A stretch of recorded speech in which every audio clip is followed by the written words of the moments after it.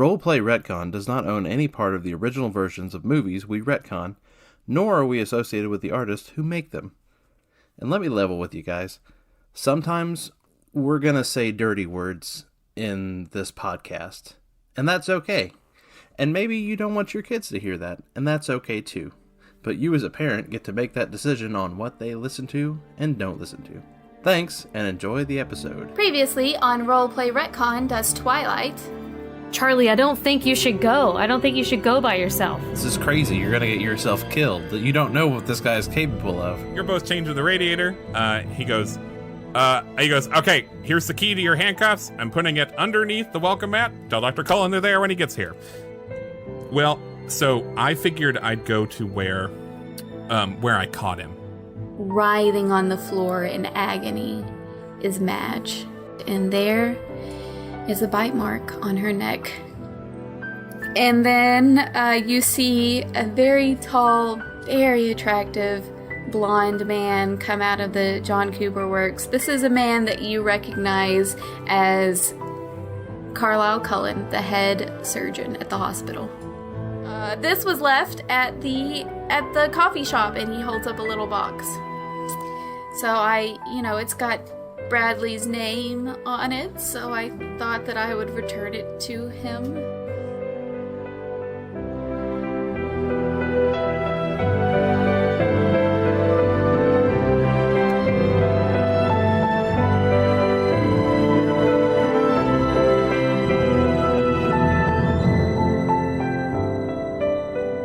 What's in the box? What's in the box? What's in the box? What's in the box? I don't open it here. I walk to the kitchen table. All right, you set it down on the kitchen table. Yeah. You open the box. Open the lid. Is my address on this box? Yeah, it is. It's right there in Sharpie. It's pretty messy handwriting and a couple of words are misspelled, but yeah, it's definitely right there on the box. Bradley Swan, your address. And you open the box, and right there inside is a baseball. And it's kind of an old-looking baseball. It's kind of faded, a little dirty, but it's definitely just a baseball in the box. I want to take the baseball and I want to rotate it in the box without, lifting it up. On the underside of the baseball are the initials BS. Bradley, what's your middle name? Cornelius. Cornelius? We already have a Cornelius. Yeah, you can't do that. Oh, yeah. Shit, I forgot. Copernicus. Copernicus. All right. So the initials BCS. And very messy, childish handwriting. Looks like maybe a 3-year-old wrote it. Perhaps a 3-year-old Bradley. Bradley, what is it?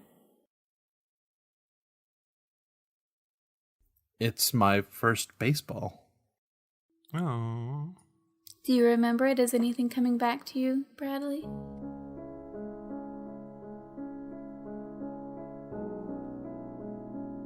I was playing outside. I was just a child at the time, but it was so bright outside, and I had my baseball. My first baseball. And that's when he took me. Right out in the open. Me and my baseball. Do you remember where he took you? I mean, I didn't know the names of places or things. I was just 3. All I have is just visions, really. So this box, this baseball, it's from Edward Finch, isn't it? It has to be. It's the last time I had that baseball. Are there any other clues on the box? You can roll investigation. I got a 2. I got a -2. I got nothing. I noticed that it is a box. It's a fine mahogany. No, it's just cardboard. Shit. All right, It's an Amazon It's a fine box. mahogany colored cardboard. Okay, yeah, sure. Mahogany colored cardboard. Alex, you kind of You take the baseball out, you turn it over, you look in the bottom of the box, you turn the box over. You don't really see anything. You can tell just by looking at the handwriting, though, that it does match the handwriting that was on the letter. It's definitely Finch. And he's definitely been following us if he left this at the coffee shop. He's got to be at the harbor with your dad and Madge and Carlisle. I'm starting to feel very uneasy about this. Maybe that's exactly when he wanted your dad and my dad to be. You think he's somewhere else? Where do you think he is? I think he might be close.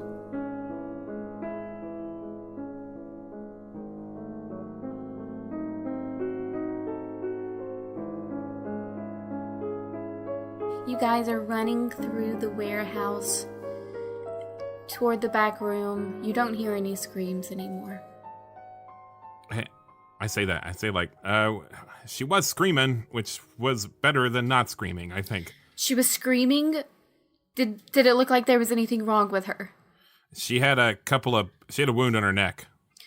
She's bleeding pretty bad. All right, as soon as you say that, Carlisle just gets ever so slightly faster. He's running pretty fast for a man. I mean, not like unreasonably fast, but Carlisle's clearly in some pretty good shape, and he runs ahead of you.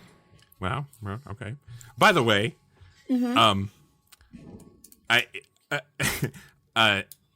Charlie does not have a crush on this person because he probably thinks about Madge mostly, but like he's definitely attracted to him. Oh, yeah, for sure. So one of the things about Carlisle is that in addition to just being unbelievably attractive, I mean, seriously, this is one good-looking doctor. He is kind, he is compassionate, he has got some charisma, and he also smells pretty nice. He does smell very nice. Yeah. Who knows what it is, but gosh, that man smells good. I will make some mental note to like ask him what that is later, but later. Right. So when he starts sprinting ahead of you a little bit, you can be a little taken aback, like, dang, and also he's in really good shape. Look at this guy. Checking out that butt. Like, is he a track and field star? I'm probably not. I'm in the moment, guys. I mean, you can't help it. My friend might be dying. Yeah, but honestly, though, you can't really help it. He's definitely on. It's just right league. there. It's churning right in Yeah, front of you. but But But that butt though. But all right. So he sprints ahead of you. He gets to the room just before you do, and you come in to see him holding something, a rag right up against her neck, and she is still panting, but much less heavily now. She sees you come in, Charlie, and her eyes are darting side to side wildly, but she barely gets a hand up off the ground and holds it out toward you. I take her hand. Okay. Her grasp tightens against your hand. She is really clutching your hand. It hurts a little bit. That's okay. She's clearly in a lot of pain. I want to, Doc, how did you know I was here? Oh, my daughter said something about you coming here, so I thought that I would go ahead and come and make sure you were okay. She seemed a little worried about you. But right now, we really need to address the situation at hand. I'm gonna be honest with you, Charlie. This doesn't look good. She has lost a lot of blood, and, it's a little bit worse than that. Charlie, I know that you guys are good friends, and I know that this is going to be difficult for you. And he looks you straight into the eyes, and with his gorgeous ocean blue eyes that are as pained as the tempest sea, and he says, Charlie, you need to leave. I need you to step into the other room at least. Sure. Hey, Madge, Doc here is the best He's best doctor in the county. In the tri-state area. In the tri-state area. So I'm going to leave you with him. It's going to be fine. I'm going to be right outside. Carlisle's eyes are blue? They are. They're blue. Oh. Piercing blue. Oh. She, Does he eat fish? He does eat fish. Oh. She whimpers a little bit and squeezes even tighter against your hand. What? Oh. Okay. Hey, it'll be all right. How? Like, she doesn't want me to leave? Give me an empathy roll. A -1. Plus nothing, because I don't have any empathy, I guess. Regular old cop. Just a -1. You can't really tell. You can't tell if she's just in an awful lot of pain or if she wants you to stay there with her. Have I ever met Carlisle before? Oh, yeah, sure. He's the coroner and you're the chief of police. You guys have worked together before. What color are his eyes? Give me a lore roll. I got a 4. Did get a 4. Nice. Okay, so in this moment, you're looking at him in his eyes, and something about them seems a little off to you. So you try and search in your brain to see all of the times that you've come into contact with Carlisle Cullen to try and remember what color his eyes are. And it seems like blue makes sense to you, but you don't maybe necessarily remember them always being blue. Maybe sometimes they're a little darker, maybe sometimes they're a little lighter. You get new contacts, Doc? What? Oh, my eyes. No, sometimes they change color based on my mood. And Charlie, we don't have much time. I really need you to step out for just a little bit. I promise I will take very good care of her. All right, I'm going to split the difference here and rearm myself with a shotgun and step outside. While you are outside, do you go all the way out of the building or just into the other room? No, I'm going to stay as close as I think I'm allowed to. Okay, so you go out of the room, you're not even in the adjacent room, but you are in, like, the main, like, lobby area. And, now you're just playing the waiting game. What do I roll for that? How do I play the waiting game? A D100 and then wait that many moments. Cool. Let's do it. 16 minutes. 16 moments. Not bad at all. That's actually not bad at all. Yeah. All right. Well, I'll be back, right. guys, in 16 minutes. All right. Okay. So 16 minutes pass, and you start to get a little antsy.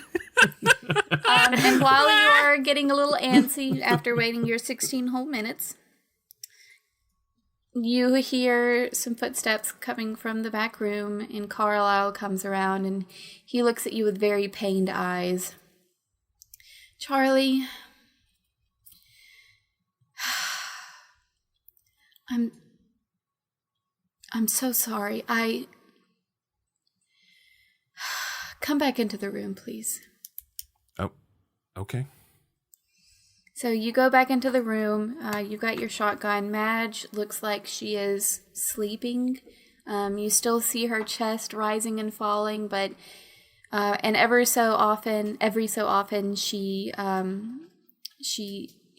shivers a little bit. It seems like her lungs quiver, like you do after you've been crying for a long time and you finally stop.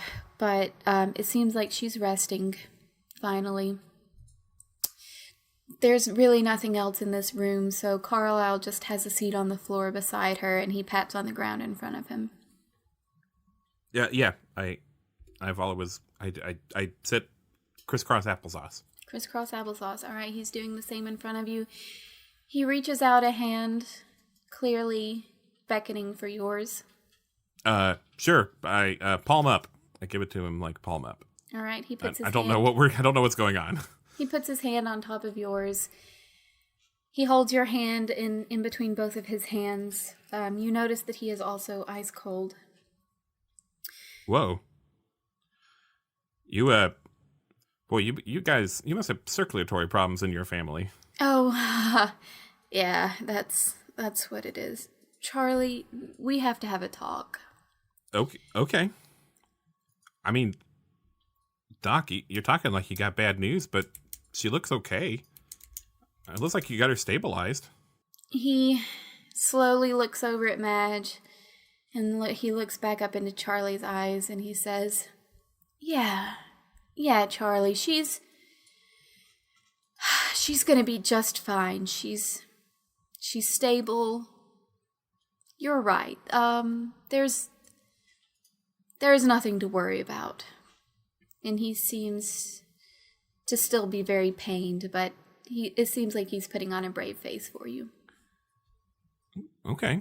Well, I mean, as long as I got Madge in my life, is she gonna have some like maybe vision loss, or is she gonna not be able to talk or something? I mean, as long as I got Madge around, I think we can get past anything. And she's strong; she'll pull through it. Yeah. Oh, she is strong, Charlie. You're right about that. And he pauses for a second and kind of takes a moment to think about what he's about to say. You know what, Charlie? I think that Madge is going to recover, but she might need to go to a specialist for a little while. She might need to go to a specialist. Well, sure. I trust your medical opinion, of course. All right. He nods slowly and then says, "Will you help me carry her out? Let's get her to the hospital." Sure. Of course. All right. So, you guys bend down. She whimpers ever so slightly when you guys pick her up, but she seems okay. So you guys carry her out to the vehicles. Carlisle opens his back seat, and you guys gingerly put her laying down in the back seat.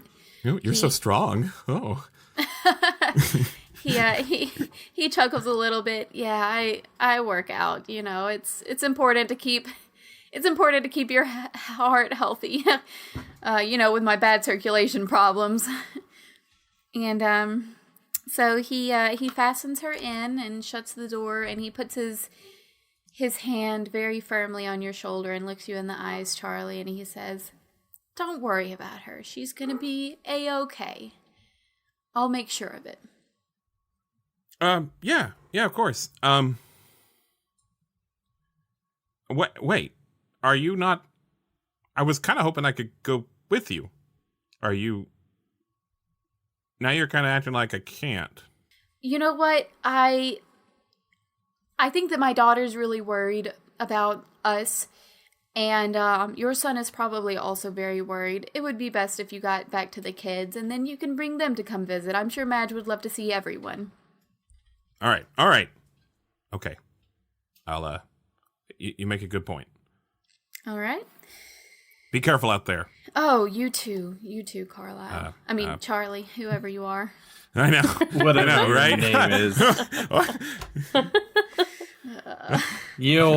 I wish I was you. What's his name, you?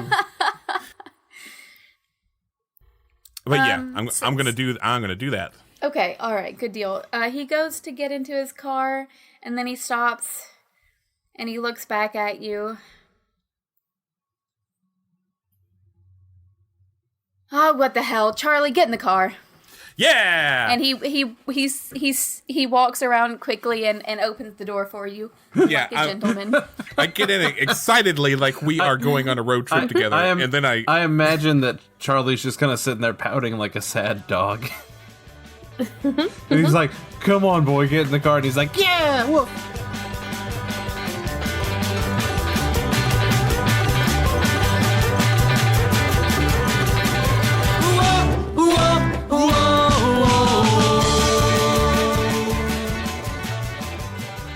Why would Edward leave this at the coffee shop with Jacob? That is a good question. You think he's close by? Edward, that is? I mean, you all keep saying he's after me. All these signs, the note, the baseball, they all point that he wants me back. Maybe I should do a perimeter check. All right. Will you be okay in the house? Yeah, I've for got like my 5 baseball seconds? bat and my. You got your baseball I got my bat, chest yeah. protector and my 2 scarves. Okay. I would like to do a perimeter check and do a notice. All right, go ahead and roll me a notice. I got a 0 + 1, so I got a 1. 1. All right, as soon as you go outside, you notice there is a new car in the driveway. It is God, I'm out of cars, y'all. Give me a car. It is a a Toyota Corolla. 1967 Depends on who's driving it. Chevy Impala. How about a 2003 Corolla? How about a 1997 Thunderbird, which is not a cool Thunderbird. It's a stupid looking Thunderbird. I had one. A 1997 Thunderbird is in the driveway. Estella. And there's nobody in the car. Whose car is this? Get back to Bradley. Bradley, do you know whose car that is out in your driveway? Whose car? And I go to look. 1997 Fireball. Thunderbird. Thunderbird. Why did I Fireball. say Fireball? Fireball. Fireball. That's a car, right? I don't think so. It's not. Thunderbird. That's another Grand Theft Auto car. Now, Firebird is, but... Oh yeah, Firebird. I don't just... And a Thunderball is a James Bond movie. That's right. But otherwise, no. Thunderbird. There's a 1997 Thunderbird in the driveway. I do not know whose car that is. Y'all, give me a lure. I'm going to give you a lure. My lure is a 1. Ooh, I have a 4. Damn, Nice. Estella. All right, so Estella, I want you to really look at this car and then kind of sniff the air a little bit. Smells like coffee. God You damn it, saw it's that Jacob. car at the coffee shop this morning when you guys were there. Definitely Jacob's car. Current theory is that Jacob is a vampire hunter, like Vampire Hunter D. Bradley, it's Jacob. Where did you run him off to? You made him cry. Where did he go? Well, he He left. just left his car here? You don't think Finch got him? I go out and check the car. You pull on the handle, the doors are locked, you peek inside. I mean, you don't really see anything out of the ordinary in there. A couple of things of fast food trash and looks like some textbooks in the back, but other than that, you don't really see anything. That was me in college. That's Yeah, that's right. you right now. Fast food trash. also, that is also when I drew the 1997 Thunderbird.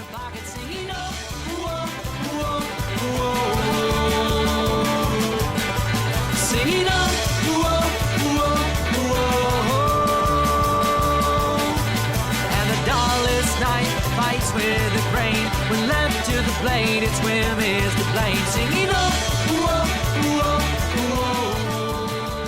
Carlisle seems to be in pretty good spirits, but he seems a little distracted at the same time. But he's trying to make good conversation with you. I'm sure your vehicle, the Volvo, I'm sure it'll be just fine in that parking lot. The place has been closed down for forever. There's no way they're gonna tow it, right? I am not super worried about that right now. Also, I can kind of just drive a police cruiser wherever I want. Right, that's true. You were in the I mean, cruiser? No. I'm saying if someone towed my car, I have a Not the police end of the cruiser. world, right. Yeah. Probably not supposed to do that, but it's a small town. Yeah, whatever. He chuckles a little bit. So, how have things been? I heard about, obviously, of course, what happened this morning with Janet Winslow, and the kids are there, and what's been going on? Are you okay, Charlie? I don't have much I can tell you that, corny ain't already put on the front page. They got your cell phone number too, right? Yeah, that crazy kid. I don't know. I'm just not looking to catch the guy this time, Carlisle. He nods very slowly, as if he knows exactly what you're talking about. What I mean is, Charlie, I know that this is a lot of stress to put on a person. All of the things that have been happening to you recently. Are you okay? He goes, no, but I will be. Charlie, give me a notice roll. I got a 3. 3. All right. Charlie, you notice that you're not going the normal way to the hospital. Definitely not the fastest way. Hey, I don't mean to, I'm sure you know, where the hospital is, but it kind of seems like we're taking a roundabout way, or kind of not the, right direction at all. What's going on here? Charlie, I told you she's gonna need to see a specialist. Uh-huh. But I'm not being completely honest with you. And I'm sorry for that. The fact is, it's a very difficult conversation. I tried everything that I could, Charlie, but she's just not going to be the same. And we need to get her to my house. I'll explain everything later. Just don't worry about it, okay? Well, I'm gonna worry about it, but as long as I can be there, I think I'm good. Oh my God, your kids are handcuffed to a radiator at my house. I'm sorry, what? Jesus. I'm sorry, what? They were gonna come with me, and I didn't want them to do it, and they were just insistent, and it was to keep them safe. I didn't want them tangling up with Finch, and oh boy. Okay. Oh my gosh, while you are talking, Carlisle lets out the most good-natured belly laugh that you have ever heard. You handcuffed Estella and Bradley to a radiator to keep them safe. Charlie, that is the most adorable thing I've ever heard. All right, I guess it... I'm sorry, I guess that doesn't super make sense. No, you know what? I'm sure they'll be just fine. Estella is really good at picking locks, that's one of her things. I don't know. She was kind of a weird kid, but I'm sure they'll be totally fine. Whoa. Whoa. You can, yeah. Offense taken. She's all right though. Sorry if I was ever too hard on her. Oh no. Putting her in the drunk tank all those times. That was I hope you're not mad at me. Carlisle smiles. I'm not mad at you. I completely understand. You were doing what you thought was right, and sometimes we let our emotions get the best of us. I get that. They do think you're on the way to uncuff them, though. All right, so he reaches up to his dashboard display system, and he pushes the phone call button, and he pushes Estella's name. Oh, fancy. Yeah, it's a John Cooper works. Sounds like a terrible I have car. no idea what that is, by the way. I have no idea what that is. I've never... It also sounds like a made-up car. It's not! No, John I googled Cooper it. It's not. Works Mini. Let's see. John Cooper Works Mini. It's a Countryman, by the way. It's fancy. It is, right? Anywho, he calls Estella on his card system. Carlisle, what's up? Where are you? Hey, Estella. You know what? I'm on my way home. Actually, I've got Charlie here. Say hi, Charlie. Hey. Hi, Estella. You're on speaker, just so you know. Sorry I Charlie- handcuffed you. Carlisle, what's going on? Charlie, Madge, and I are going to the house. We've got a little bit of a situation. Madge got hurt at the shrimp shack. The fish place. And I just need to make sure that she is going to be okay until a specialist can see her.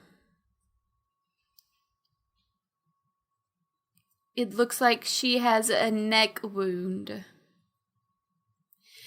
So anyway, Charlie insisted that he stay by her side, and there was nothing I could do, Estella. There was nothing I could do. It was too late. But listen, I need you guys to stay safe, okay? We didn't catch Edward. We don't know where he is. Okay. Okay, someone else is missing now. What? This coffee shop kid named Jacob, he was here. He dropped off a box that was addressed to Bradley, and it had an old baseball in it. It had his initials on it. And yeah, his car is here, but he's I don't know, I think Edward has him. Okay, Estella, this is very serious. We've done this before. It's going to be even easier next time, but Estella, you have to keep Bradley safe. I have to take care of Madge right now. Okay.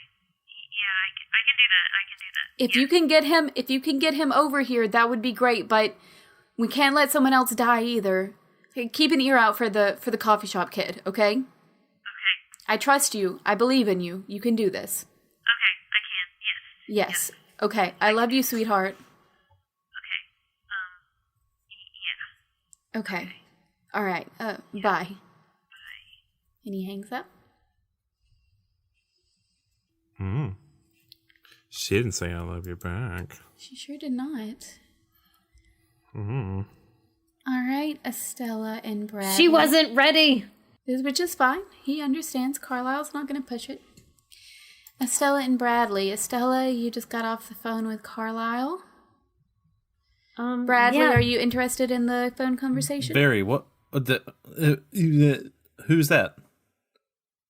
That was Carlisle and Are they your okay? dad? Is my dad? Your dad's fine. They have Madge. My dad said that Madge is injured and they're going to our house so that he can treat her. Yeah. I think we should go to my house. Is my car here? Did I? No. No, I drove. I did not. No. The pacemaker. The pacemaker again? I don't think the pacemaker can get us there quick enough. GM, can I run us there? Can you ever? You'll have to give me a physique for that. Also describe what the special effect looks like. Okay, well, Estella, as beautiful as she is and tiny,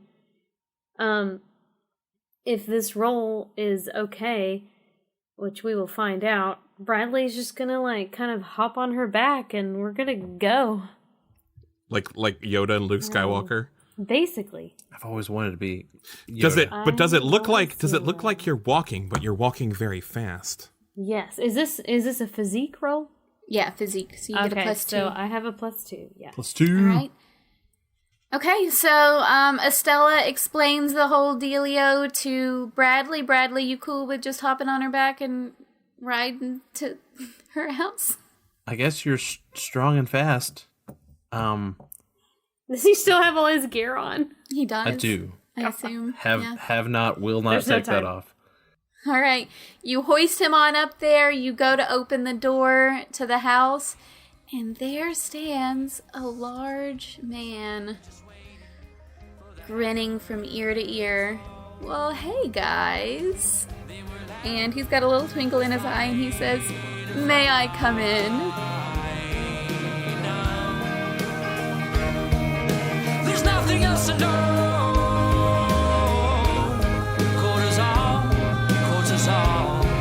in the air. There's nothing else to know.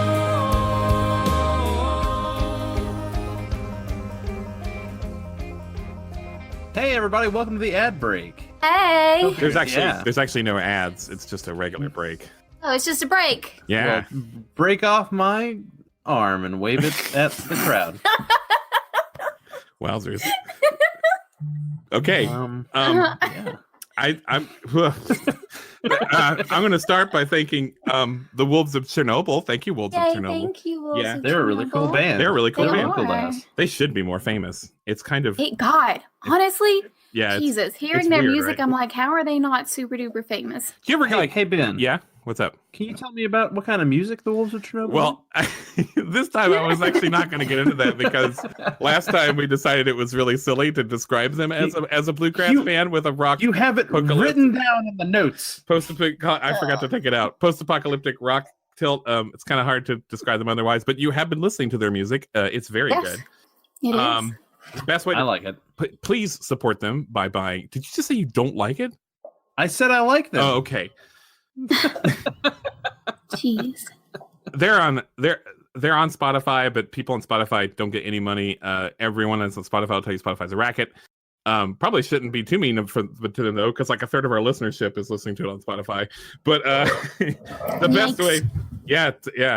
But the best way to support them is to buy their album Eschatologies. I think they're on Bandcamp. I think that's how I bought it. So I think you can get physical releases, but I don't quite know how. I think if you Let's get physical. Physical. Also on that note, having them for this series has been like pretty cool. And so I'd like to try to keep doing this for future series. So if you know of an indie band like this that would like work with us in the same way that Wolves of Chernobyl is, which means basically just give us permission to use their music as a like soundtrack in a series, please reach out to us. Please tell us. Use the hand that he chopped off. Just Reach it right out. I thought I chopped it off. I thought I just broke it. Well, yeah, you can these do things both. happen. All right, moving on. We want to thank some people for talking about us on our Facebook page, our Twitter, and our Instagram. More specifically, Franz Sweeney. Franz is my best friend in the world, and I'm so sorry, Franz, for mispronouncing your name the last time I did this break. Please forgive me. Franz Sweeney is of the Land Above podcast, and Kim from Chaotic Goodness podcast. Kim is also my best friend in the world, and I love them both so much, and they're both part of the Nerdsmith Network, which is awesome, and it has lots of really great podcasts and streams on it. I would like to thank Jason Danger of the Incredible Daring podcast. Incredibly daring podcast. You're incredibly daring. Okay, thank you. That's very nice. That was incredibly daring of you to say that. Thank you to Nico, who is at Cassander Mark on Twitter. Cassander. Cassander Mark on Twitter. They're on the Hostile Takeover podcast. From Afar podcast. We love them. Oh, thank you to Kent Blue of the Roll to Play podcast. I actually sometimes listen to Roll to Play if I want to know about an RPG system. They do a lot like us. They do like short series, and they use a different game for each series. So it's really good. I also want to thank the Dungeons Deep RPGs podcast. They're super cool as well. Oh, and thank you so much to our friends and family for being so supportive. We love you all so much. Thank you.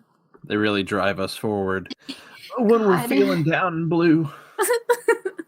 Is that a reference to something? I don't. No, it is not. Okay. It's me talking. It's a reference to Alex's heart and his feelings and his soul. These are my innermost thoughts. If you talk us up on Twitter, Facebook, or Instagram, you get a shout out too, just like we did with all those people. You can also reach us by emailing us at friends@roleplayretcon.com. Please email us if you would like to purchase some space for us to do a sponsored message during this break. We can talk about that there.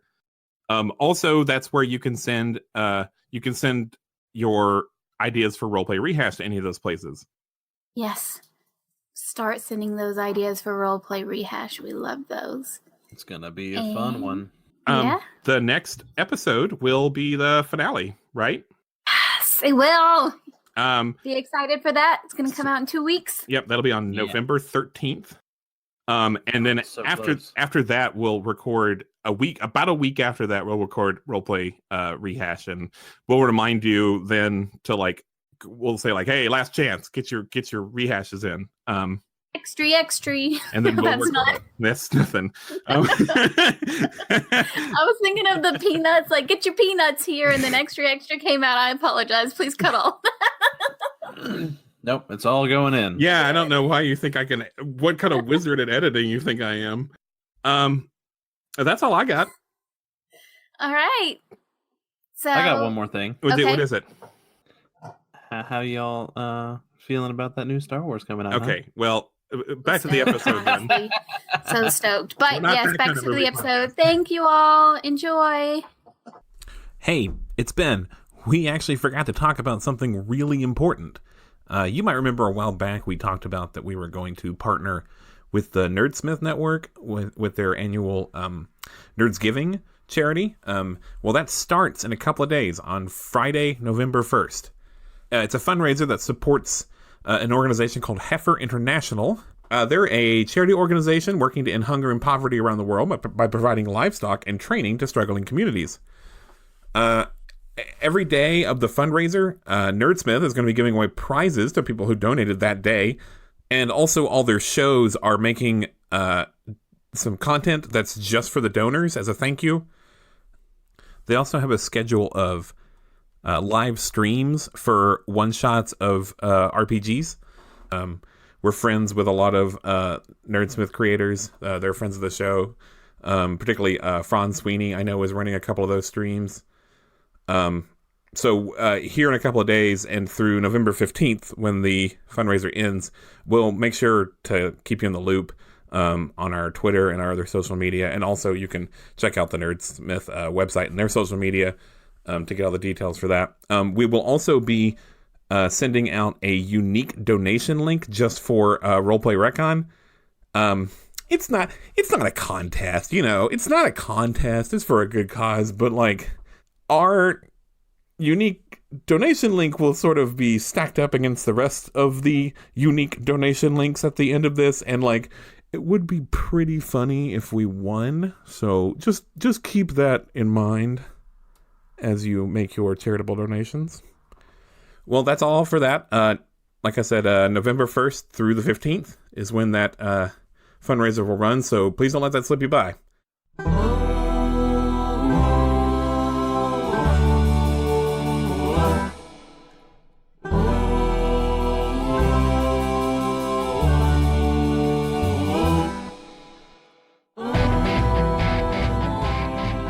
How lovely to see you both here. And then he ever so casually shuts the door behind him and walks in. Oh, looks like I didn't need to be invited in after all. It's about time some ass kicking happened in this series. I know, right? We have not had nearly enough ass kicking. We've been focusing so much on our current issue of love and relationships are hard, not a whole lot on our impending issues. Vampires are real. Do I need to roll initiative? No initiative needed for this system. Am I still on Estella's back at this point? You sure are. You sure are on Estella's back at this point. Mayhaps I should get down. No, I'm not letting you down. I mean, It's you'll never dangerous. let me down, Estella, but let me down. Look, this is the cutest thing I have ever seen. And boy, am I so happy to see you two are hitting it off great. What, the one who got away and the one who helped him. This could not have worked out any better if I had planned it myself. Did you? What? Did you plan it yourself? I don't know what you're talking about. So at this point, Edward is going to put his hand on Estella's shoulder very quickly. Almost imperceptibly. Oh, no. No. Lightly, though. Not in a forceful way. Can I really quickly shove it off? I'm sorry, not shove it, but shrug it off. You can certainly try, but while this is going on, he is going to use provoke against you, And in doing using provoke in Fate Core, it kind of works like a mental attack. So he is going to try to hypnotize you and put you to sleep. So he is going to roll for provoke, and Estella, I want you to roll for will. Why can't Will roll for himself? So I have a +2 in will, so I have a 3, a positive 3. Okay. Yeah. Well, he has a +4 in provoke. Shit. So Damn. he is going to overcome your will. So, Haley, Estella is going to take 1 point in mental stress. I'm going to go ahead and put that on your character sheet for you.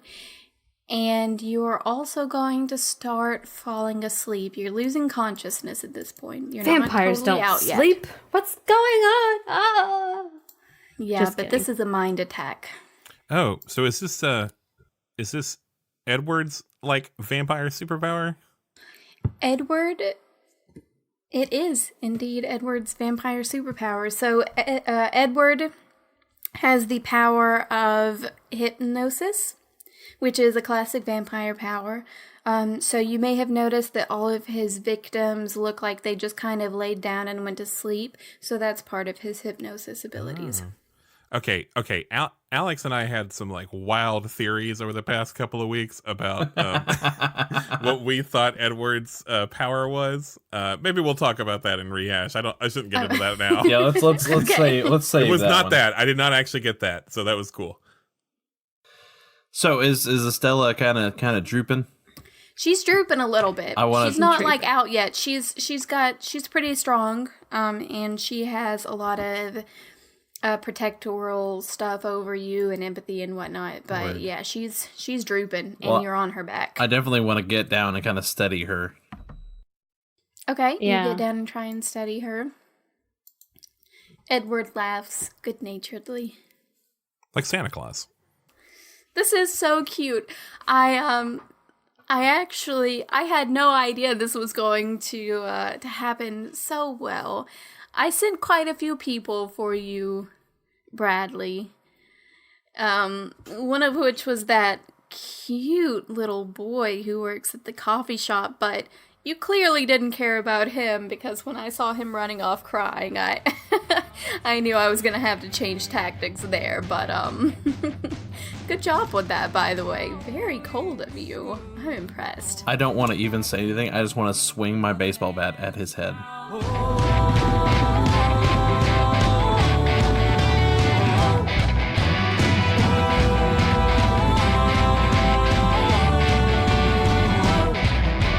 All right, roll me a fight. All right. So Which baseball bat? Whoa, nice. I got a fight of +2, but with I'm fighting with a baseball bat, I get a +1 to that, so it's +3. Nice. Edward got a 0, so you clock him right upside the head with your baseball bat. Takes him off guard. He was not expecting that at all. He's going to take a physical stress for that one. And then he laughs. Oh, you got a little spunk in you there, Bradley. Oh, I love to see this. I love a good fight. You're pretty all right without your protector to help you, huh? I don't know about that, but I know I don't like you, man. All right, and Edward is going to haul off and punch you right square in the face, or try. No! He got you real good with that one. He did a bit. You're also going to take a point. When can I use my stunt? All right, Estella, your stunt is Bradley's protector, so you would like to use that now. So once per session, Estella can react quickly to protect Bradley from danger. This gives you a +2 for physique. Awesome. So I'm going to say that Bradley just got punched right square in the face, knocked him down on his rump, and you are going to quickly react to protect him from any kind of additional danger. Now, I'm not going to give you a +2 for this, since you are mentally strained. Sleepy. Yeah, mentally strained, so I'll give you a +1 to it, though. So go ahead and roll for physique. See if you can overpower him. So for physique, you have a +2, so that's a +2. And then you have an additional +1 with your stunt. Okay, so you, what would you like to do? Would you like to explain to us what you do? Well, I can't attack. I can just kind of, Try and grapple him? yeah, just kind of like jump over in front of Bradley and in front of Edward and throw him to the floor. If I Okay, can. awesome. So Estella is starting to get tunnel vision. Everything's going really dark, but in her weakened mental state, as she is falling asleep, she sees this vampire haul off and punch Bradley in the face, and that kind of jolts her a little bit. She regains a little bit of strength from that. So she leaps in between them and tries to throw him to the floor. Let's roll for Edward. All right, Edward has a +2 to physique, so he has a 3. What did you say you had? A 3. A +3? A 3 also. Okay, so you guys are pretty evenly matched at this point. It kind of takes Edward off guard a little bit. He was expecting you to be asleep at this point. You're a little bit stronger than he gave you credit for. So you guys are kind of locked in a grapple at this point. Can I... Oh. Yes, go ahead. Can I say Haley should invoke one of her aspects to maybe re-roll? Sure. Willing to turn on other vampires? Yeah, absolutely. Haley, you want to do that? Yeah, I could do that. Doop. Ooh, now I got a 2. Damn straight. I'm going to take one of your fate points. All right, so you re-rolled because you are willing to turn on other vampires, especially when one of them is out for your boy. You rolled a 2 this time. That brings you up to a 5. So you like grapple him to the ground in his once cocky demeanor I've is watched now UFC. left with... Nice. He is now visibly frustrated and upset. So with the grappling, I can't do damage, but what exactly does the grappling do? Just kind of deter him? Yeah, so right now you guys are you've got kind of an advantage over him. You're kind of holding him in place. You're kind of pinning him down a little bit, so he cannot act really physically until he Okay, gotcha. until he gets ungrappled, basically. So at this moment, I'm going to look at Bradley and say, Bradley, get out of here. Run while I have him down. Just get out of here. I can't just leave you here with him. You have to. You have to leave. I can't. You have to go. I'm not leaving you, Estella. I can't hold him down much longer. You have to go. Well, maybe I can finish him off, and I want to swing my baseball bat at him. All right, go ahead, roll me a fight. I'm gonna do that thing when I find the button. That is a 5. Sweet. All right, well, he got a 2. So, yeah, absolutely. He is frustratedly grappling with this vampire who he thought he had knocked out at this point. Really, she should be on the ground unconscious, but whatever. And you haul over and whack him with your baseball bat. Now, is this the wooden one or the metal one? I'm gonna say this is the wooden one. Oh my god, is it going to break? You get him real good. You get him over the back of the shoulders, and he is a very sturdy vampire, and you rolled so well. You crack that thing over his shoulders, and yeah, it breaks right in half, shatters even a little bit. My lucky Handle's still bat. intact, though. Sorry, I know. Son He of a takes bitch. another hit of physical stress and lets out a yelp. Yelp. A yelp, not a scream. All right, he is going to try to, since he is touching Estella, he's going to try and provoke her again. He's going to try and do another mental attack against her. So Estella, you'll roll will. I have a, a +3. All right, he has a +4, so it's 4 against 4. So you guys are pretty equally matched again. You do not take any hits of mental stress at this point.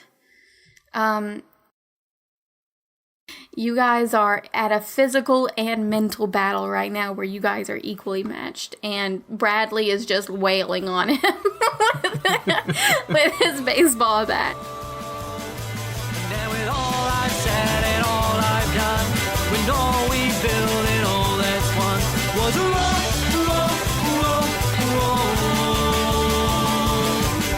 so when the all night comes. So Carlisle is using all of his charm and charisma and beauty to try and put you as much at ease as possible. Carlisle is very empathetic, so he's doing a great job. Does he have like one of those, like, it looks like a Snapchat filter where he's got like little pink clouds and like sparkles around him whenever I look at him? Yes, 100% yes. You look at him and you see the cutest of cute Snapchat filters. So you guys are having a lovely conversation. What are you guys talking about? I don't. Okay, first of all, I don't like this thing that's happening where, like, I'm having a nice conversation with Carlisle while, like, Madge is in very rough shape in the back seat.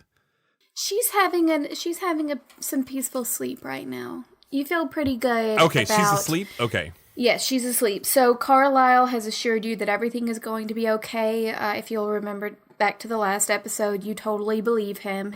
And he, he says that he's gonna, like, take you guys to his house and make sure that everything's fine. So you are not in any kind of distress at this point. You totally trust Carlisle.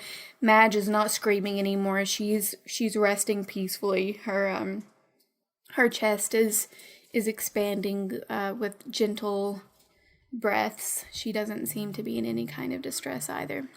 Does that put you at ease? It does. But now I'm turning to my other worry, where I say, I'm a little worried about the kids. Well, I guess they're not really kids, but, our kids. Carlisle takes just a small second of hesitation, and then he says, I think that's a fair worry. I know that you love Bradley very much, and honestly, Estella is my whole world. I live for her. But, you left them. They were pretty safe when you left them, right? Maybe a little too safe. Oh, I see what you mean, he says, and he playfully touches you on the arm. Man, you live, I noticed that, senpai. The hairs on my arm bristle, but not bristle. They stand up in excitement. I'm bad at this. I go like, man, you live kind of far outside of town, huh? Yeah, so you guys are in a country road right now, winding through the woods, and he says, "Oh, I'm so sorry. Have I never invited you over to my house? How rude of me. We're actually almost there." And as he says that, you see that he turns into a driveway, and it's a gated driveway. There's a gate which opens when he nears it. He doesn't have to push a button or anything. His car automatically has a sensor that opens it. And you guys start winding down this driveway. And then you take a curve and you can see this really gorgeous house. It is, Haley, will you describe your house for us, please? Yeah, the house is quite large, even though it's only 2 individuals, 2 vampires living in it. Yeah. Why not have a large house? I mean, he's a doctor. We have about 6 cars, 4-car garage, so there's 2 out all the time. Ooh. Nice. I'm sorry, what is Carlisle driving again? Carlisle is driving a 2019 John Cooper Works Mini Countryman. Oh, yes. Yes. Okay, yes. Well, one of the spaces is saved for that, of course, in the garage.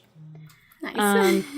I will say that the house is kind of looks like a cabin with a bunch of windows. Not necessarily glass walls, just a cabin, very large cabin with a lot of windows. A lot of natural light could come in. Nice. So you guys really like the natural light. You also like being able to kind of feel like you're a part of nature, even when you are happily and safely nestled in your home. It's very homey. You like the natural light, huh? So you guys approach this beautiful cabin in the woods with all of the nice natural What did I light just coming do in there? through the very large windows. And Carlisle ever so slightly peeks over at you to gauge your reaction to it. I know I should be impressed, but I think that while he is impressed with Carlisle, big houses are not a thing that matter to Charlie. He doesn't seem to be a person that, I mean, he drives a Volvo from the 90s. He's not really impressed by the finer things in life. Probably eats a lot of pork and beans, you know. Yeah, over at the Forks and Beans. Yeah, at the Forks and Beans. Just open a can for me, Shirley. And some hash, please.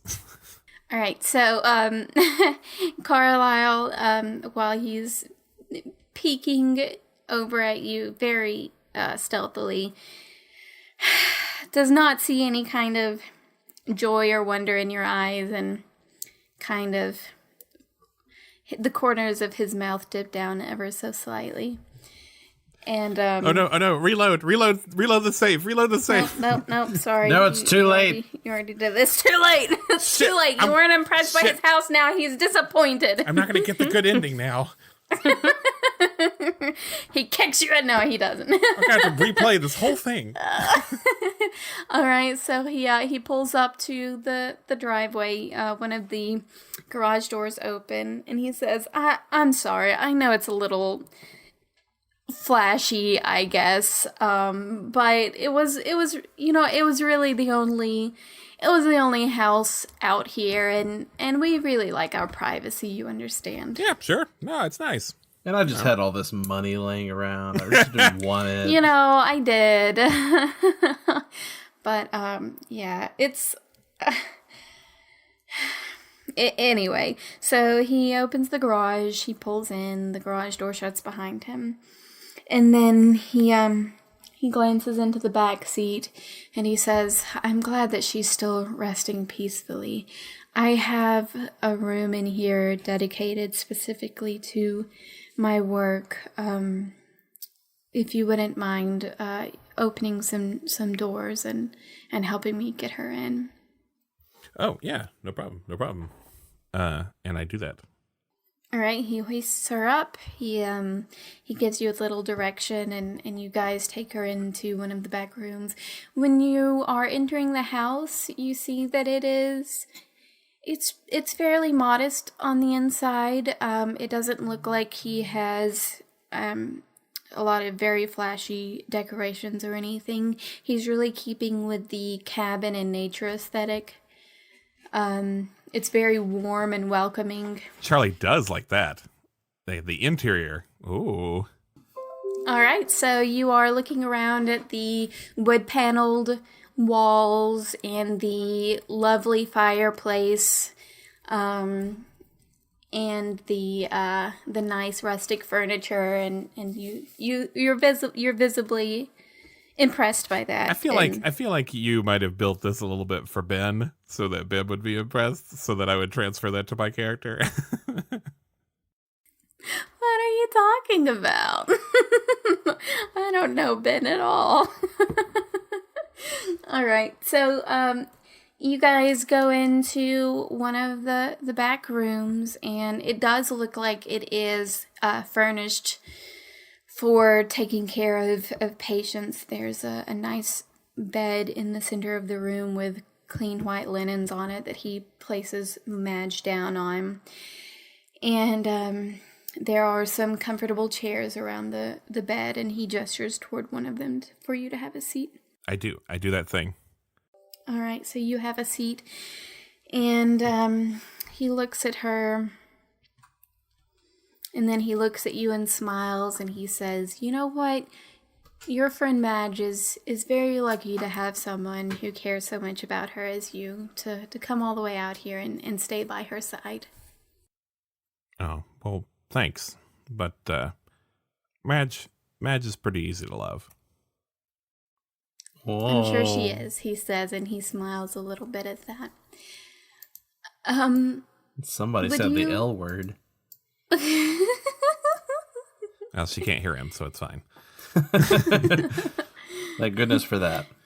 But I would like Carlisle to know that I have the capacity to love deeply. All right. Not that it's the matter right now. It should matter right now. I love it. All right. So he looks at you and says, "Well, I can go ahead and check on her vitals to make sure that she's okay. She seems to be doing just fine right now. All we really need to do right now is wait, I think."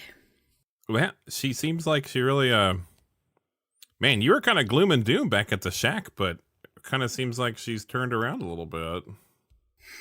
Carlisle does not make eye contact when you say that. He just kind of glances at the floor and nods somberly. "Yeah, absolutely. You know, she's doing better than I expected her to be doing. She's very strong. She's clearly very strong." Yeah, that's Madge. Well, I'm basically just gonna sit here and do what you tell me to, I guess. Anything you want, you know. You just say the word and I'll do it. He chuckles a little bit. "No, you're doing great. You're doing great, Charlie. How are you holding up, by the way?" I mean, I'm the police chief. I sort of used to thriving in a crisis. Probably gonna about another 18 hours of this though, and I'll probably come crashing down. Yeah. I understand that. Do you like coffee? I do love coffee, Carlisle. God, do you like coffee? That's so funny. Like, we both like I coffee. love coffee. Well, Yeah. how about that? Imagine two people in Seattle liking coffee. Crazy. How do you take it? How do you take it? I like to drink my coffee black, Yeah, actually. black, right? Yeah. I mean, people can like what they nice. want, but like, coffee is black. You take it black, right? Yeah, absolutely. I really like the natural taste of it, so, I don't feel the need to add any kind of fancy stuff.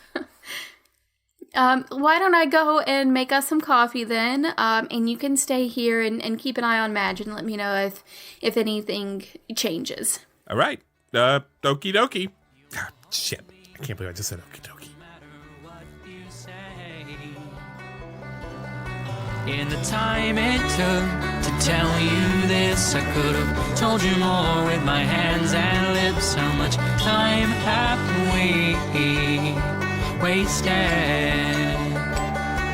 I'm the cold that lingers on through the summer months. You sweat it out, I'm back with the winter. Cut a rope and hope it takes root. Now I'm small enough to fit in your pocket. Am I small enough to fit in your pocket? Small enough. I want to look at Edward, and then look at my broken bat, and then I want to look at Edward, and then I want to look at Estella, and then I want to be like, "Hey, Estella, what's that thing about vampires and steaks?" I don't think it's a real thing, but at this point, just if you're not gonna leave, just try it. Just do it. We like the rare. We like the rare. The bloodier the better, please. I do try that thing. You do try that thing. All right. We'll have that be a fight roll. Okay. Now, this is technically a baseball bat. Does that count? It does? Sure. Yeah, I'll let it count. Yeah. It's part of a baseball bat. Oh, that's a big old 7. Oh my. Dang. That's the highest roll of You the are- whole campaign, That is, right? Wow. that is 4 Yeah. pluses. You got Holy crap. Wow. That is like almost as high as you, Bradley, could get. That's amazing. All right. Well, Edward's got a 0, so 7 definitely beats a 0. So you stab it. Estella is grappling his front. Yeah, So you kind of are like, you know what? I think I can get to the heart from his back. I'm just kind of guessing. Yeah. So you grab your bat with both hands and you just stab him straight through the back, to where his heart would be. He lets out a screech. What kind of screech? Would you like me to make the screech? He does not read. It's probably more like like right? Like that. Okay. Wow!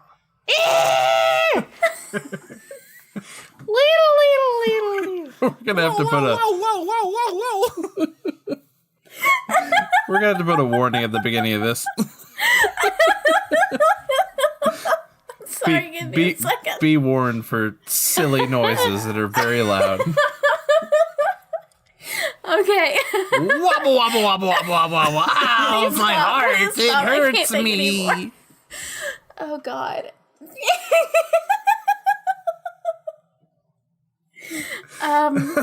Yes, he makes all those noises. simultaneously makes all of those noises. He does, and As he should. yes, and he takes another point of physical. I'm sorry. It's a serious fight, We got Jency. this. You're right. It is Focus up. super serious. All right, focusing. All right, Edward makes all of those noises simultaneously and takes another point in physical stress.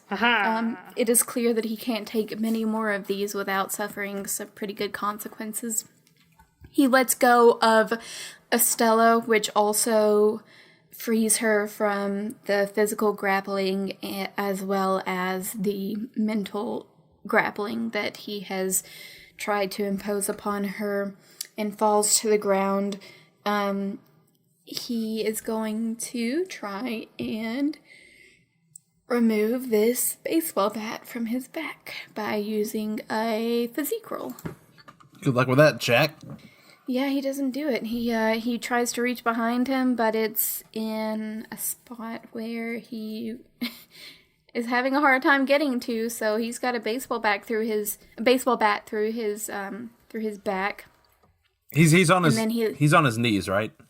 He is on his knees, yes, and he looks up at you with intense hatred. That's for 3-year-old me. Jerk pants. He laughs through his teeth, and he lunges at you. He's going to roll in athletics. You can also roll in athletics to try and dodge. I got athletics. Okay. I got athletics. I got a 4. Dang, why are you so good at everything, Bradley? Because I play baseball. Yeah, okay. So he lunges at you, and years of baseball trying to dodge baseballs. It all comes back to me. This is my moment. I don't know if that's part of the game, but It's definitely not. I slid home. That's what I did. Yeah, okay. Yeah, years of sliding the bases. Oh yeah, okay. Yeah, I guess you do it there. You just kind of scoot out of the way, and Edward falls on his face, and this enrages him. Estella, is there anything you would like to do now that you are feeling a little bit better? Yeah, I'd like to punch him. All right. You just wail on him. You just straight wail. up punch him. Am I still like feeling okay? How am I feeling right now? Your head is still a little bit swimmy, but you are starting to compose yourself. Come back a little bit since he's been hit on too. Okay, well, yeah, I'd like to kind of wail on him as well. Yeah, fight. Fight. Oh, with both. Okay, what is it? Fight. I got a +3, so that's gonna be a +2 for me. He also has a +3, which is a +2. Oh for shit! him. Oh my god! It's Dragon Ball Z. We're gonna punch at the same time. Oh my gosh! So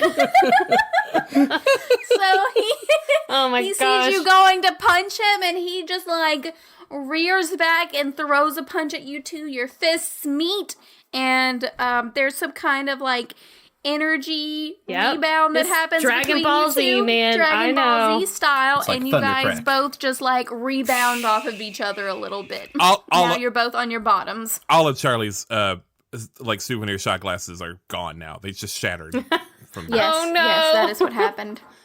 So, is Bradley okay? Did this Yeah, Bradley's fine. did this affect him? It did not affect Bradley. He's doing... The sonic waves did not affect Bradley. He's doing okay. All right, Edward is...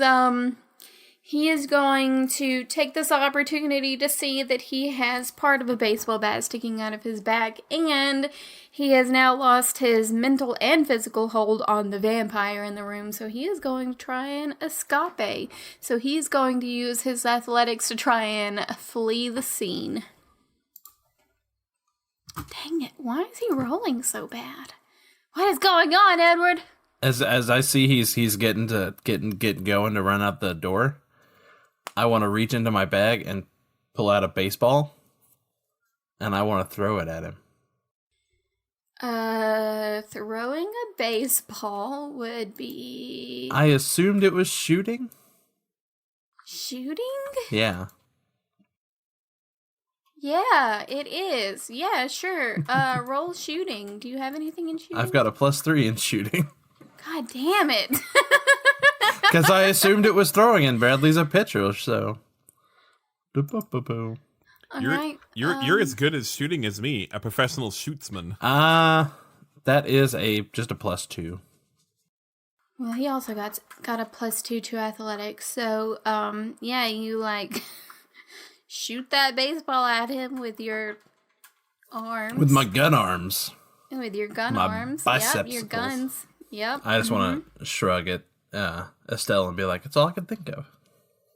His eyes dart quickly between the two of you, and in his eyes you can see the calculation going on, the masterful calculation of the predator, and he decides that this is a good time to jet before he completely loses, so he very, very quickly, almost imperceptibly quickly, speeds through the door, and the door slams behind him.